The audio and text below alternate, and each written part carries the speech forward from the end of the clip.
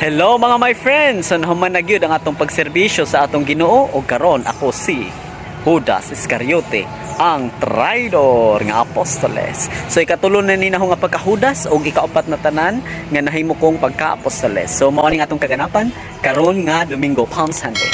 So tanawan niyo mga my friends and simba jud ta kanunay. Okay? So God bless as always. Bye! Ingat!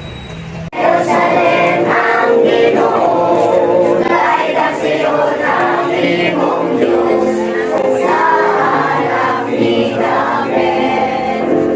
Sana, kahit ang Sion ang imong Diyos, ni David.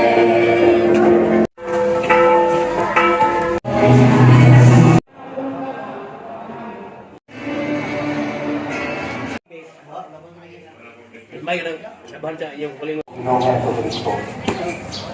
Sabi niyo,